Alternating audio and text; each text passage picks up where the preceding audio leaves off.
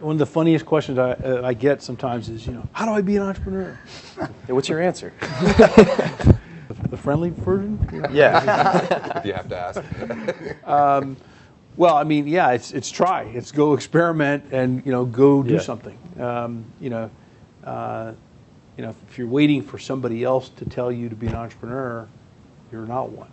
For me, before I got to Stanford, I didn't really know what the term entrepreneurship was.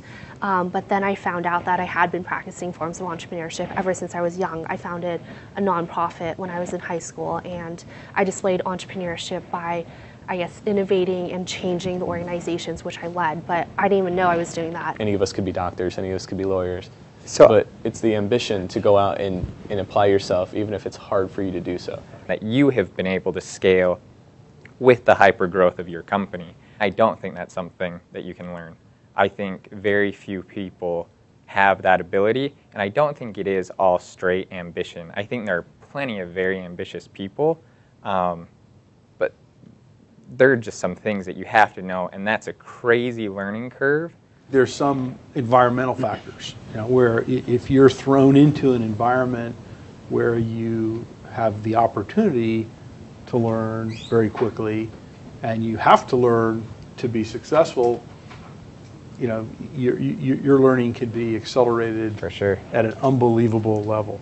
I think it's really a definition problem. I don't think entrepreneur is the right word. I mean, yeah, I think it's gotten so much oversold. It's gotten so much marketing sheen on top of it. Everybody wants to be an entrepreneur. What does that mean? I think it should be just somebody that does something. That's it. That's all it is. Action people. Because entrepreneurship classes too. I mean, the inhibition there is that they contain you, right? They say this is the assignment for the day. Mm-hmm. Complete this entrepreneurship assignment, whatever it is, and then you stop thinking about it after that. That's not entrepreneurship. That's not what we're doing.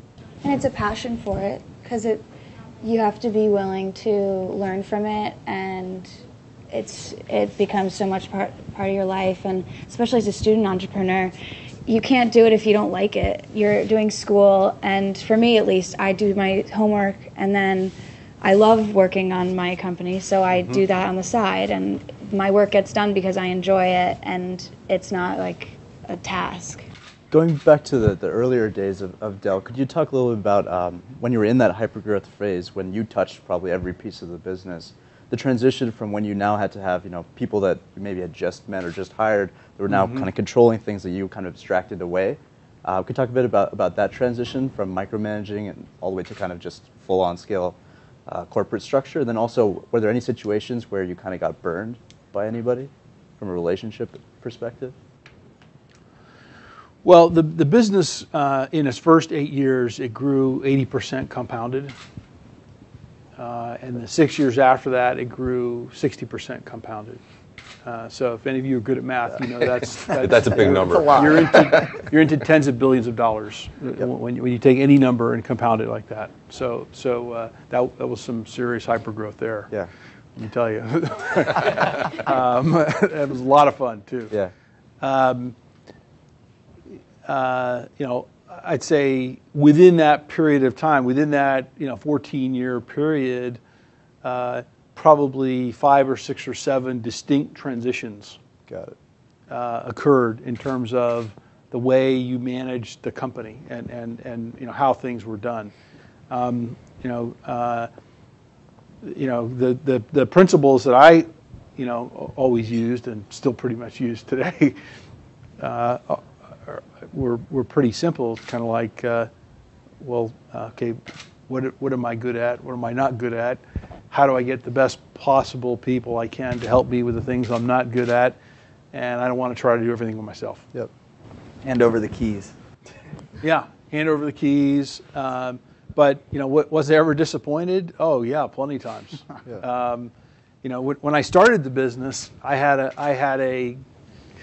guy who was the first person I hired, and he kind of knew about half the company, and I knew about the other half. And one day he just didn't come back to work because he was like too much for him. Yeah. When you're a small company that is kind of unknown, you have no capital, and you're young, you sort of have mercenaries that come work for you. You know, because the risk reward is like totally off the charts. Yep. One of the really key things in the hypergrowth stage is, you know, the jobs will grow very, very fast. You know, so if you think about any job that you could define in the organization, no matter what organization structure you decide to have or whatever, if you're growing really, really fast, the capabilities and requirements to do that job are like expanding super, super fast. So you kind of have to ask yourself, can you actually find people that can grow as fast as those jobs? Or some people make a different decision. They say, we're only going to grow as fast as our people can grow. Okay? You might end up with a very small company if you have the wrong people. When you were first starting out, did you when you're first starting, did you immediately look to like your circle of friends as like people to hire, or did you try to shy away from like hiring friends and kind of look outside of that? When I was in school, I sort of hired friends to do various jobs, right? You know, for here and there. But when the company incorporated, and it was like, now we're working full time, right? Didn't hire any friends. I'll go back to something I said earlier. You know, sort of, okay, you know, if the job is growing faster than the people are growing, and now your best friend is doing this job and they're not able to do the job, you know, are you making an emotional decision or a rational decision, you know, objective? Hire someone that you'll be scared to sit next to the table and be like, wait, that person works for me, like I should be working for him or her. So I would say like A people, there's a phrase in which if A people hire B quality people, then those B quality people will hire C quality people, and it just keeps going. It's very, very, very true. And I've never seen a C quality person hire a B person. I just wanted to touch a little bit on how you guys balance, you know, running these companies and, you know, having a semblance of a social life and all those things that people like to do in their early 20s. Honestly, I care about my business more than an undergraduate degree, and I'm honest about that. What was interesting is my goal was I want to go to Cornell, Columbia, or Harvard for business school, and I was shooting for that the first 2 years of college.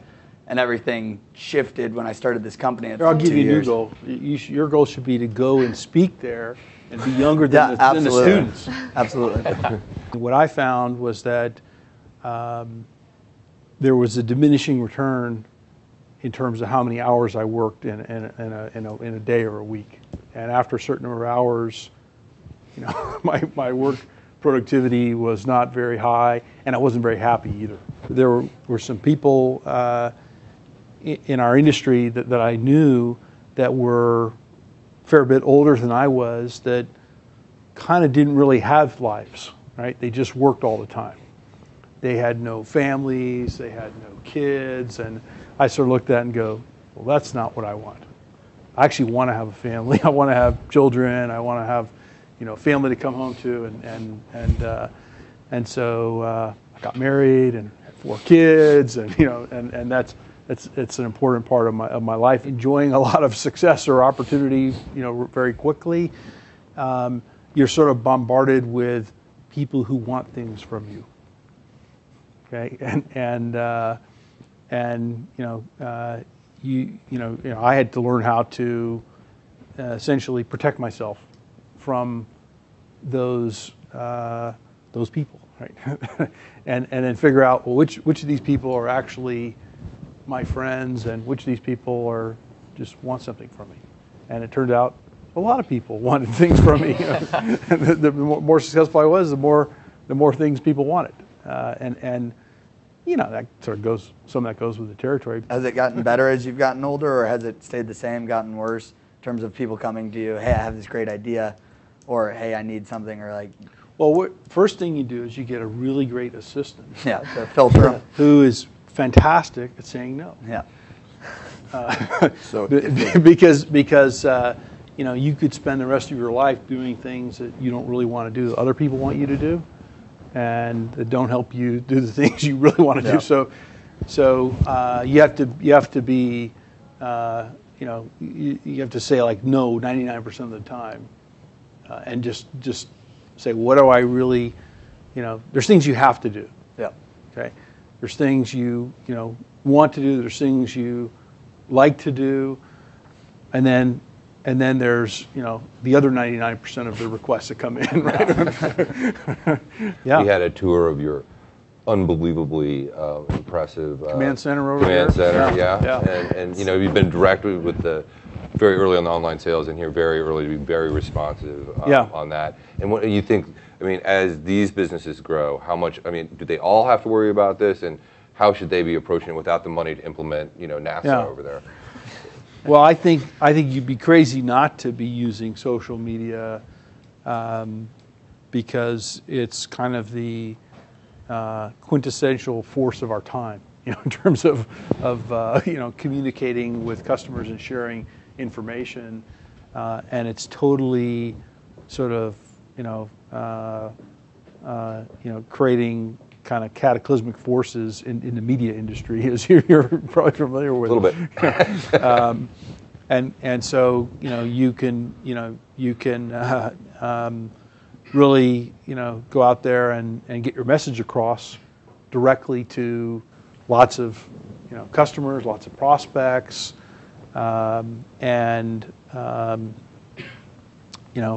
it's growing tremendously. We went and revamped our website back this winter, and actually I started blogging on there. And I don't believe in that stuff, and it's never generated any leads for us and anything like that. But we were actually able to get clients in Massachusetts without even having an office there, without having any kind of presence there, just by simply following up with the Massachusetts state programs and what was going on there in terms of solar energy.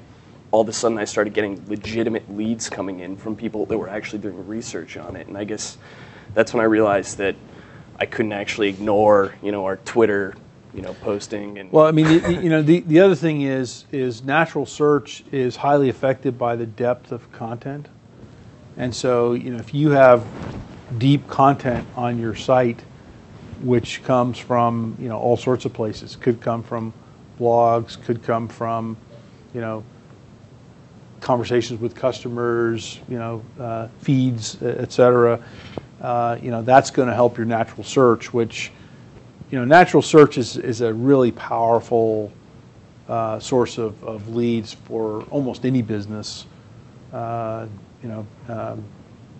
Certainly, works better for some than others, but it's kind of replacing a lot of other forms of media. For me, my blog has been super helpful in expressing these new projects that I've decided to take on. And when it comes to the product itself, the customer base is just so excited about it. They're excited about the colors, the prints, and then behind the physical product, there's the idea. They like the idea of the Vermont-based company. They like the idea of me being a skier and a racer and having skiing be my life. For me, it's rewarding, and everybody else who buys a hat, it means so much to them to read someone else's experience. And so for me, social media and being able to tell that story online is like exactly what I need. Otherwise, nobody would have any idea. I think you all are off to, sounds like a pretty good start. You're not afraid to make mistakes and experiment. I think that's really, really important. Couple things I've learned. I think focusing on talent and people is really, really important, and particularly talent development and how do you attract, retain, develop the very, very best people. Once you sort of experimented, you figured out, well, okay, this sort of works and this sort of works, and I sort of got a couple of things that are working.